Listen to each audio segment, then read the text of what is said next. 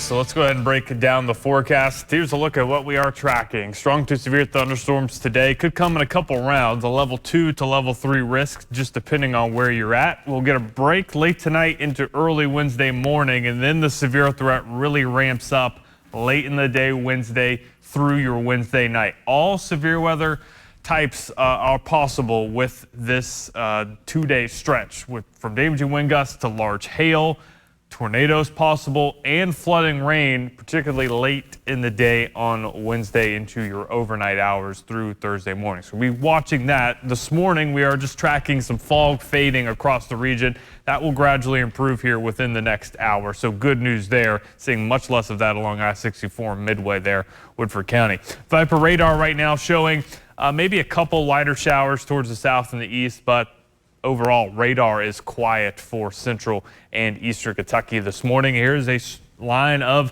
strong storms that continues to race eastward. We've had confirmed tornadoes even as early as this morning in some areas into Missouri, but that line is moving eastward. It will significantly weaken as it's outrunning a lot of its source of energy. As it does move eastward, though, it'll provide us some isolated to scattered showers and thunderstorms into your afternoon hours, likely staying below severe criteria until another round could fire up later into the evening hours. Your severe weather threat today, north and west of Lexington, level 3 risk, south and east of Lexington included in a level 2 risk, damaging wind gusts, scattered large hail, and isolated tornado all in the cards today. I think our flooding risk is low. We're not going to be seeing multiple rounds of storms over the same area, so that's a little bit of good news. Timing things out today, again, quiet through your lunchtime.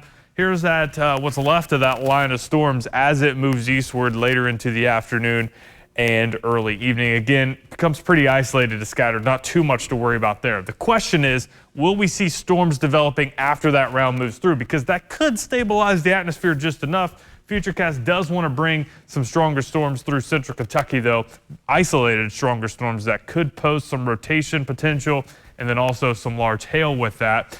And then the next question is, again, some of these models don't have this secondary line of storms moving in right around midnight. If that does move through, some large hail could be possible and the threat of some damaging wind gusts, but that'll all push eastward overnight.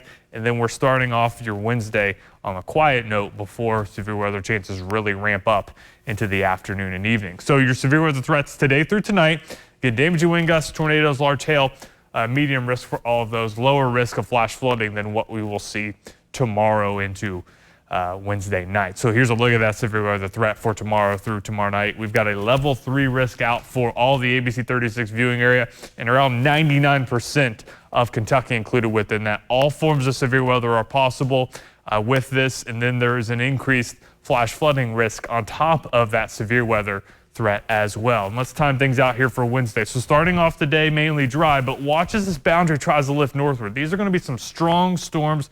Could be some supercells embedded within that during the afternoon hours. Again, this is a very potent atmosphere. Any of these storms could be strong to severe, and we'll be watching the rotation potential with that. And then a larger, more organized line of storms will be moving in late into the evening and overnight. Large hail, damaging wind gusts, tornado threat, all possible with that. And then that flash flooding risk, as we could see multiple rounds of heavier rain over these same areas. We'll be watching that before things finally calm down by Thursday. Severe weather threats increase Wednesday into Wednesday night. Damaging wind gusts, large hail.